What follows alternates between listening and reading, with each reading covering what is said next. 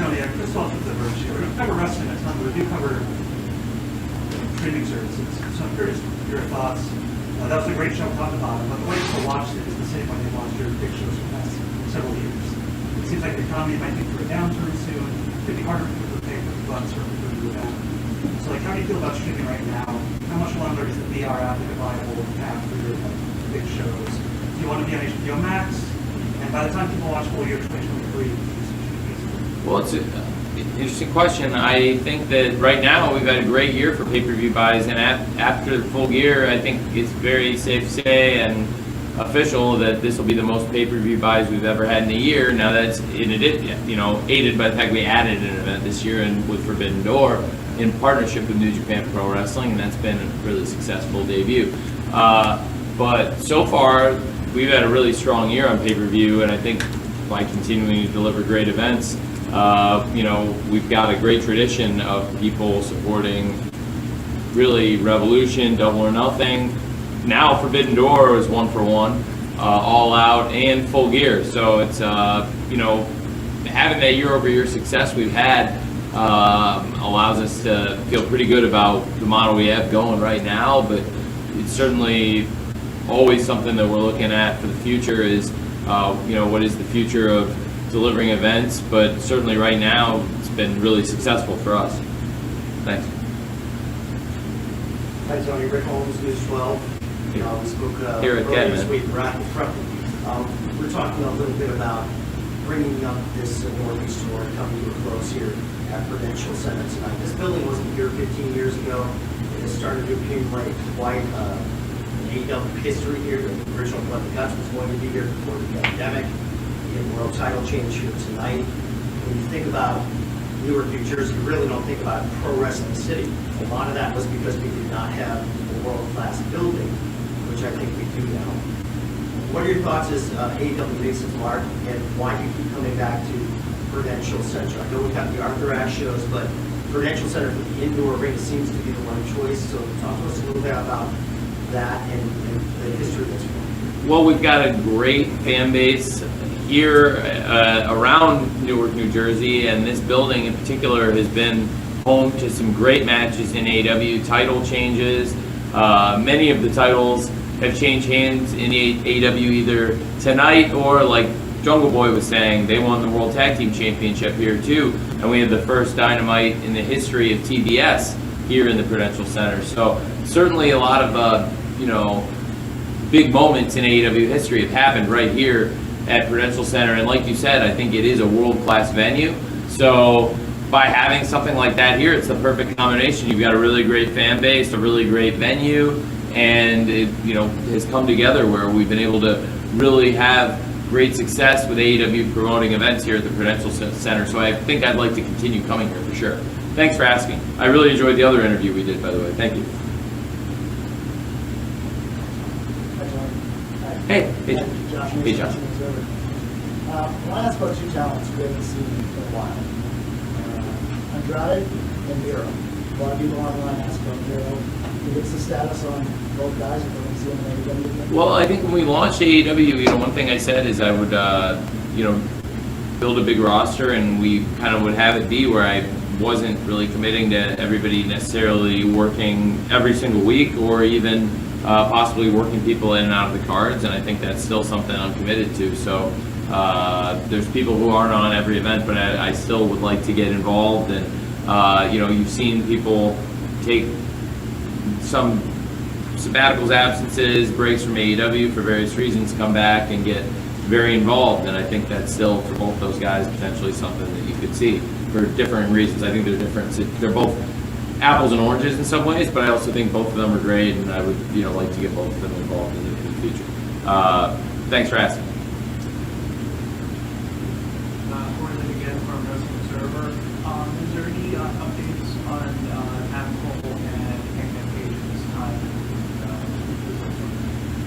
Well, I've been in contact with both of them. They're both doing very well. I think, again, they're different situations, but for both of them, I think I'm optimistic we'd get both of them back, but I can't say when either of them would be exactly. But I do think they will both be very well received, and there's a lot of fans looking forward to both of the Adams returning. I think Hangman Page and Adam Cole both have a big reception upon their return, and the most important things are both doing really well. Thanks, man. Brandon, there's some restaurants here. What if you could tell us what your perspective is of just the broader live sports rights market in the future? Maybe there's a recession on the horizon. There's some anxiety about whether the cable industry will stay strong. WBD, your partner, is talking about cross-cutting. So I imagine that you have a pretty positive outlook on it. So important to AEW's future financially. So just wondering what your thoughts are on the live sports. Well, I've always been able to take a long view on AEW content. We have a lot of resources as a family, and it's a family business. So AEW was able to launch with a good upfront investment and then build big revenue very quickly. And now we have really strong revenue streams that have allowed us to probably, like I said, take the long view of how things play out in 2023, 2024.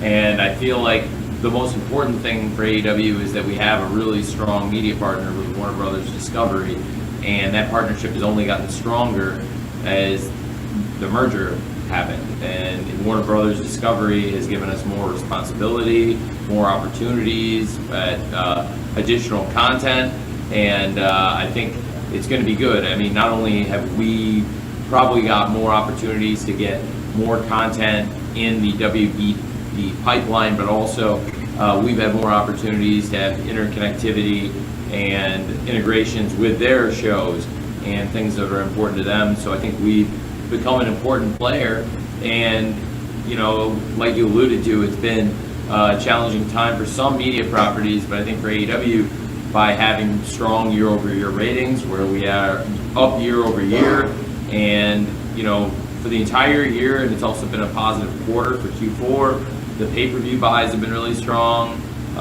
So I think for AEW, while it is probably for some companies that haven't had the kind of success that AEW has enjoyed in 2022, I can see why it would be a concerning market. For us, I'm actually really optimistic about it. But that is a good question. Hey, Tony. Tonight we had Kenny Omega and the Young Bucks making their on-screen return. When it comes to their behind-the-scenes roles, have they come and assumed all past responsibilities as EVPs, and what has that return been like?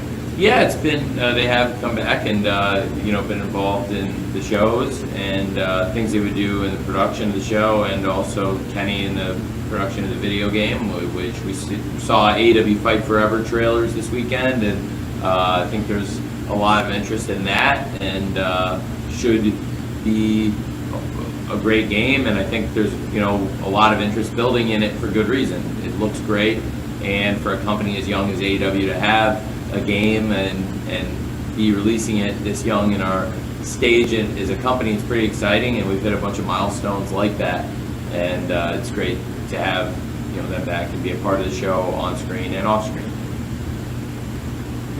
Based on ideas, I think as someone who's been trying to put together more of a wrestling media friendly wrestling company, what has the process been like for the thought process on your end, trying to balance that with stuff like whether it's giving the wrestlers a little bit more fights on injury, stuff like the investigation? How has it been on your end trying to strike right now? It's tricky, man.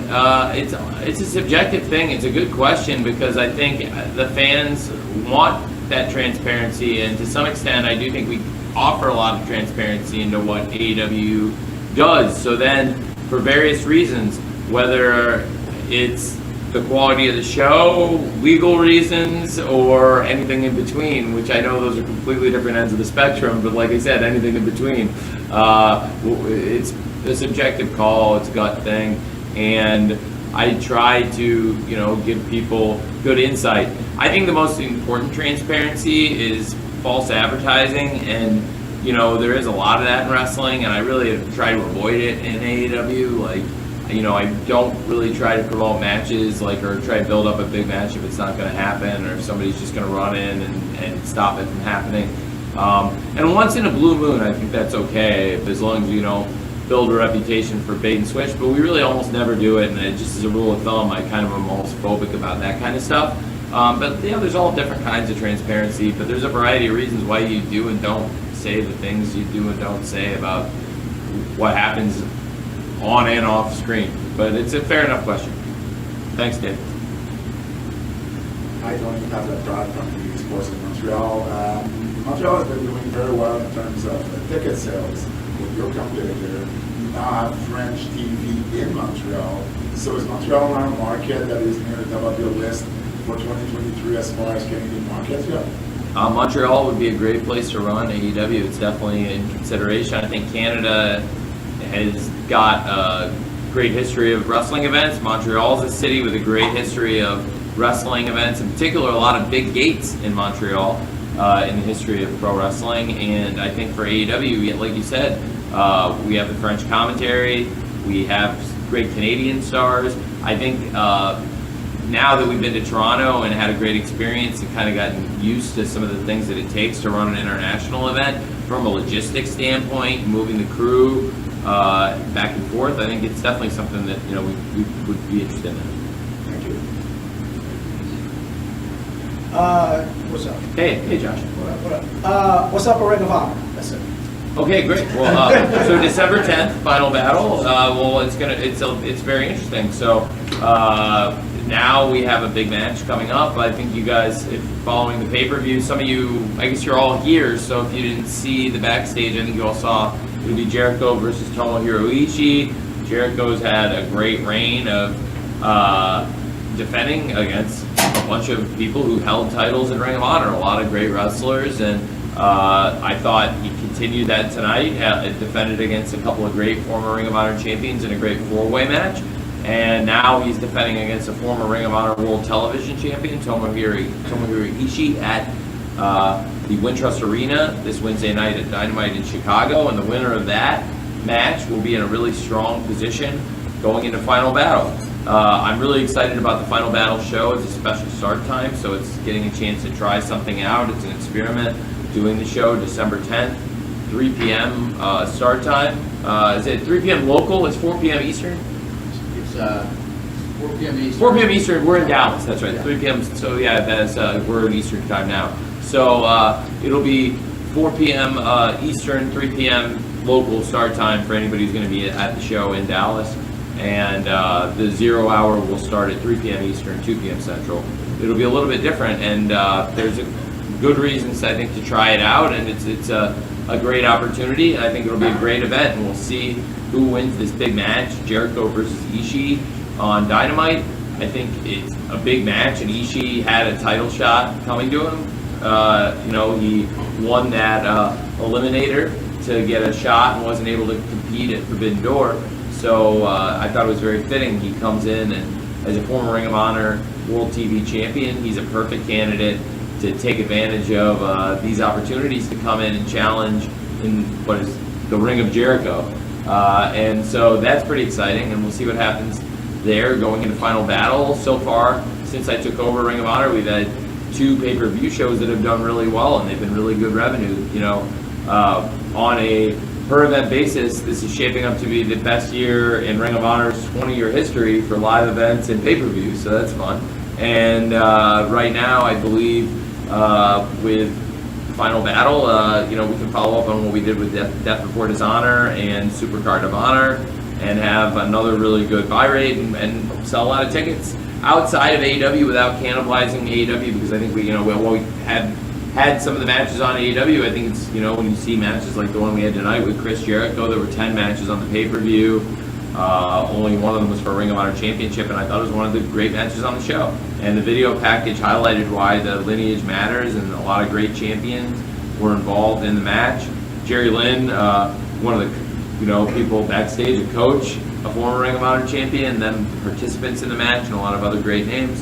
And I would love to get a Ring of Honor TV show, a weekly show, and I'm still optimistic about doing that. But right now we had to focus on Full Gear, our AEW shows, and now with AEW going into some really big events, heading into Chicago, Indianapolis, and then heading to Texas.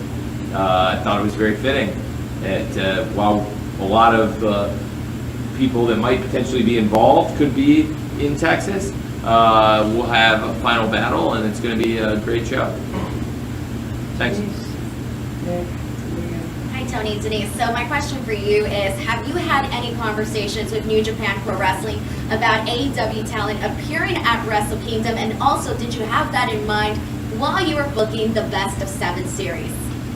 Well, I have had conversations with them about it. I've been mindful of it when I've been doing all the dates and looking at everything around the Seattle show, because as you probably know, we have a AEW Dynamite event in Seattle on the night of the Tokyo Dome, January 4th, and then we're in Portland on the 6th, which is pretty close to the New Japan show on the 5th. So I do think that week would be a bit of a challenge, so I have had good talks with them about it. As you saw, Rocky was actually here, so yeah, I've had good conversations with them about that, and I'm optimistic we'll be able to participate in some capacity on Wrestle Kingdom, but I do think a lot of the top AEW stars are going to have to stay here. It's important we keep all the big stars we can for AEW in Seattle. Thanks. Tony, Nick Hausman of Wrestling Inc. Hi. Hi. I want to kind of piggyback off the Ring of Honor question a little bit. On the road to Full Gear and the build to the ROH title match, there was, of course, the booking of Colt Cabana that got a lot of attention. I was wondering if you could address how you came to the decision to put Colt in that spot, and also if you could kind of clarify maybe once and for all, did CM Punk ever ask to have Colt Cabana move to Ring of Honor or not share the locker room with him? No, he never asked for that. The first time it came up, I think you asked me that on a Scrum call, and I wasn't looking at you face to face, and I really was trying to, it was before Death Before Dishonor, I think. He never asked me that, and it was, I could have probably addressed it then, and I just didn't comment on it because I wanted to keep talking about the wrestling that was on the show, because Colt Cabana was wrestling on the show. Right. And so, and this, you weren't asking me specifically about the show, so I didn't answer that there, but no. And then, as far as the match with Chris in Baltimore, I thought it made a lot of sense because we had the Ring of Honor Championship Series, and we had talked about Chris Jericho's wrestling so many of the great names in Ring of Honor. And so, when you talk about like great people who've held championships in Ring of Honor, we brought in Bandito, Dalton Castle, a lot of great people. Tomohiro Ishii, the great former Ring of Honor World TV Champion, who I think is a match, like I was saying, I'm really excited for with Jericho. I think that could be a match, a Tokyo Dome caliber match. And when we've been booking the shows, I've been using Colt Cabana both as a coach and a wrestler in the Ring of Honor. So I looked at the Ring of Honor roster, and Colt Cabana is a very logical challenger because not only has he held the Ring of Honor World Tag Team Championship, but he's also somebody who's been wrestling in kind of the new Ring of Honor. The 2022 Ring of Honor is undefeated and has won both his matches, so I thought he'd be a very logical challenger for Chris, and it's also a good match. Do you understand how people drew that conclusion, though? That there was him coming back was somehow aligned? Yes, but he was wrestling in Ring of Honor, and then he wrestled for the Ring of Honor Championship. So if you look at the booking of it, it's like he's 2-0 in Ring of Honor, and he's wrestling Chris Jericho, who is the Ring of Honor champion. And like when Colt Cabana has won at both Supercard of Honor and Death Before Dishonor, and that's what I've been using him in, is Ring of Honor, then he's a former Ring of Honor champion. He's a really logical person to challenge Chris. Plus, he's a very compelling babyface, and somebody the crowd gets behind. He's a really good wrestler. And so I thought it'd be a really good match, and I think it was a really good match. Thank you. Thank you. Hi, Tony. Liam Crowley, comicbooks.com. I want to talk again about the Elite's return. They come out to Wayward Son. Talk to me about the clearance process of getting that song cleared. Is it going to just be a one-off? And we also saw reports that they might have tried to trademark the name Wayward Sons. Was there ever any discussion about rebranding the Elite, Kenny Omega, and the Young Bucks as maybe something else? No, we never talked about changing the name. That like it wasn't like going to be a rebrand or anything. It wasn't going to be like a Generation Me situation or anything. I was a big fan of the Young Bucks, and when they were Generation Me, I was thinking like, okay, I really liked the Young Bucks and Nigel McGuinness, and when they were like Generation Me and Desmond Wolfe, I was scratching my head. That's why I like so many of the people. I think it's good when people come into AEW and keep their names for the most part. With the Wayward Son trademark, no, I don't know about the trademark, but I do think the song was a great idea. They asked me about licensing it, and it's similar to trades in sports where it takes two willing parties, and sometimes you're like very happy to get a deal done. You're like, wow, that was really very pleasant, and like it was a good deal and a good trade for both teams, and you feel like good about the trade. Other times they're very like brutal and painful, and at the end of it you feel like you got dragged, and this was not one of those. They were very nice.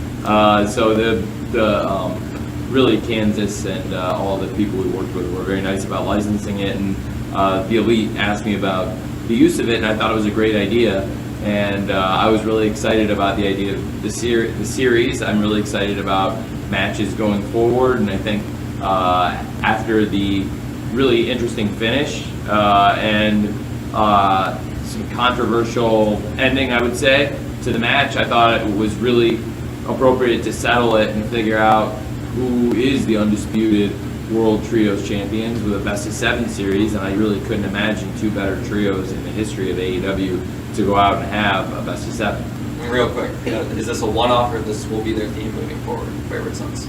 I am very open to using it again, and they were very cool about us using it tonight, so I think there's a good chance we could use it again. Got it. Thank you. Thanks. Just a few more questions, okay? Go ahead. Yeah. Will Washington with Fightful. So it's kind of a multi-layered question. So in 2019, you ran 4 pay-per-views. 2020, you ran 4 pay-per-views. 2021, you ran 4 pay-per-views. This year, in 3 weeks, you will have completed 8 pay-per-views. You will have doubled the amount of pay-per-views you've booked in... No, when you say you're talking Tony Khan, not AEW. Specifically talking Tony Yes. Khan. Yes. So I guess talking about that, do you feel comfortable at that point with the amount of pay-per-views you're booking at this stage? Do you feel going into 2023, do you want to keep that load, or do you want to even increase it? Do you mean me so you mean me personally, not the AEW? Because AEW, I think, has done 5 pay-per-views. One, which was a collaboration that was New Japan.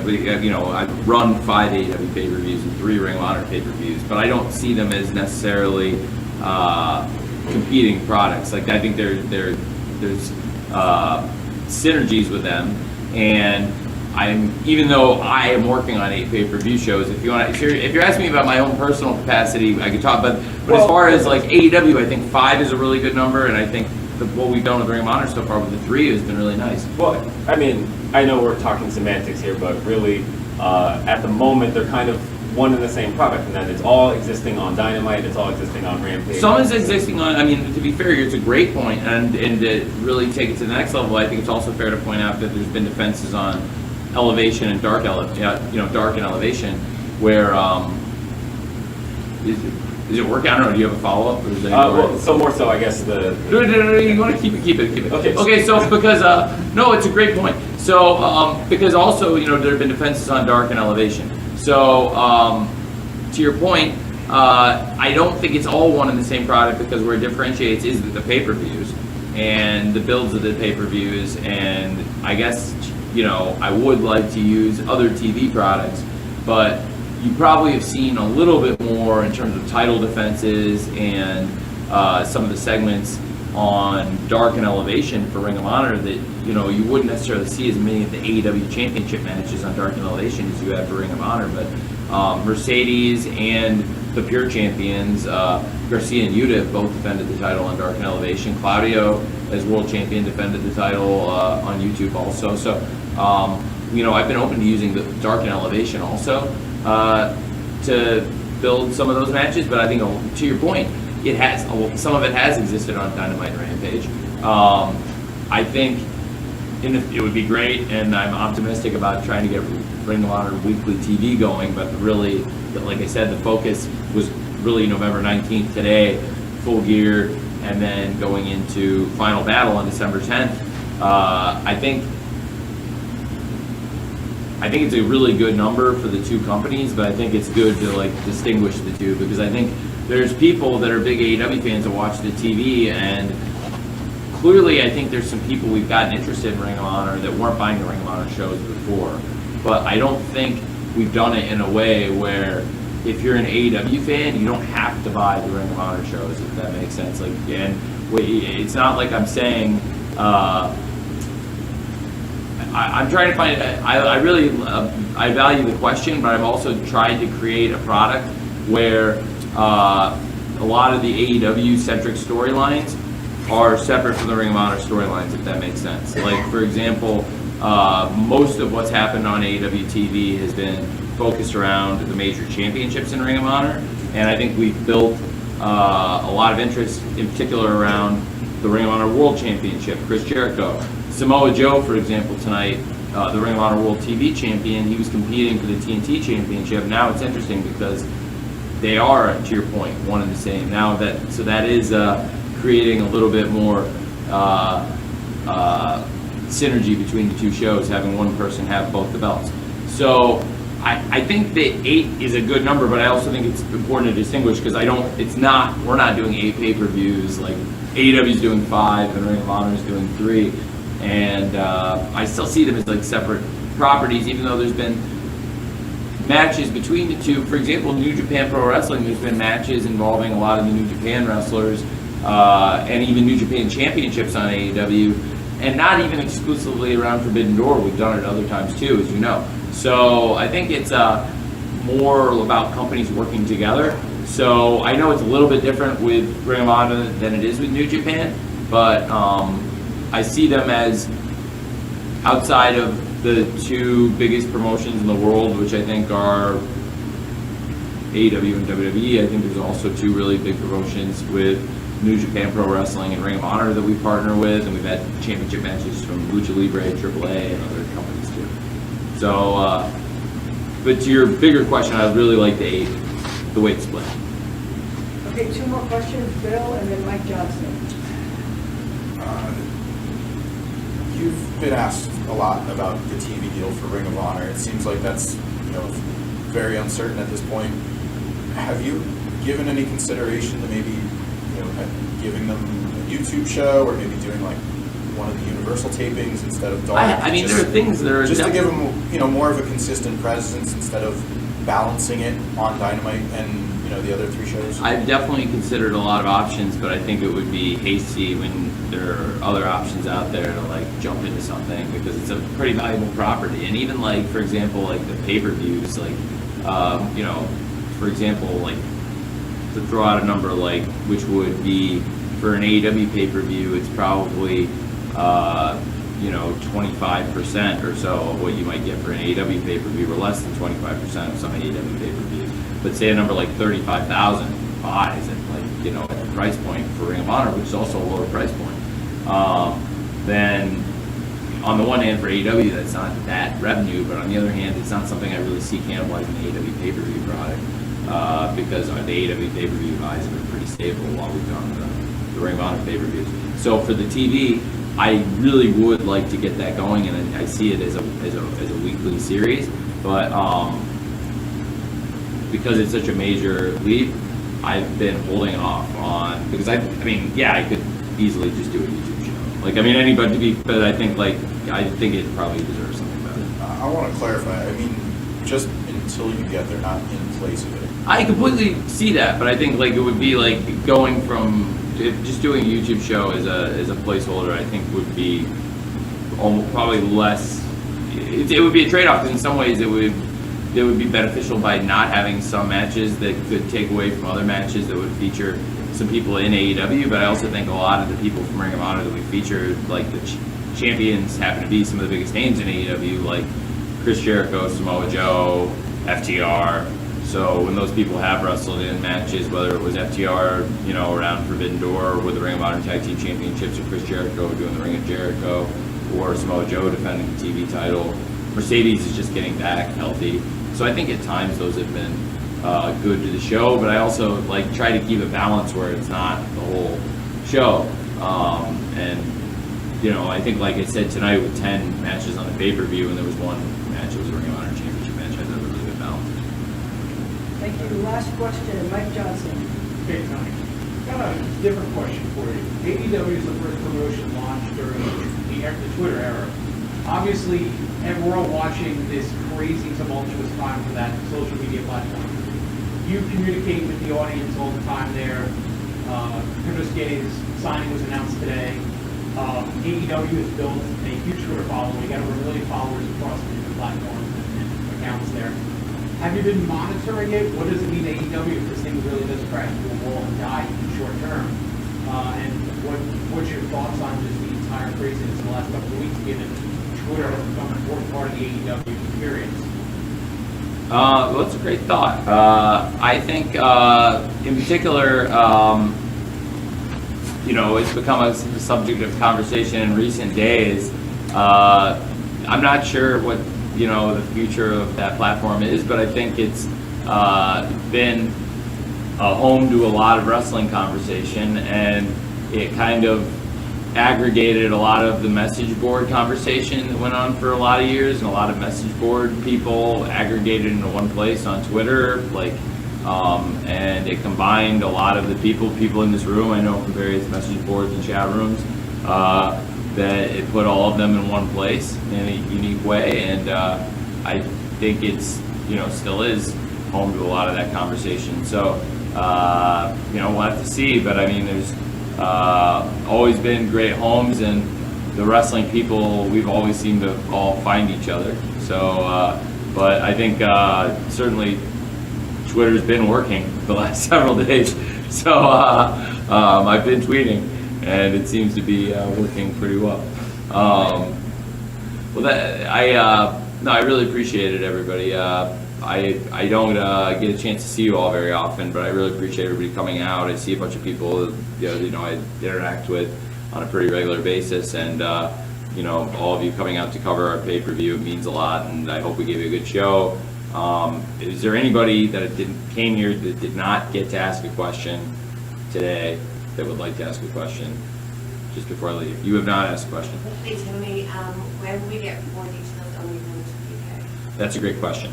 I have not got the exact details on the date of that. I think all we've announced is that we're coming in 2023, and our first AEW event in the UK is going to be in London. We're still working through some of the details.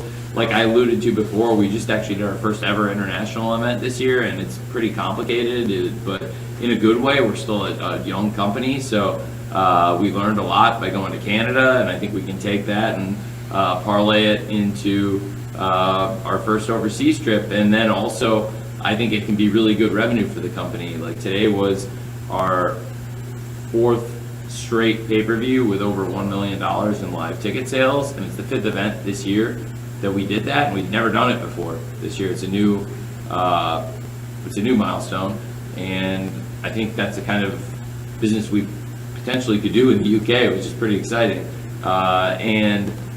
So we're not taking it lightly, but next year is definitely the plan, and it's crazy because it's already mid to late November here, so next year is right around the corner. Pretty soon that's going to be this year.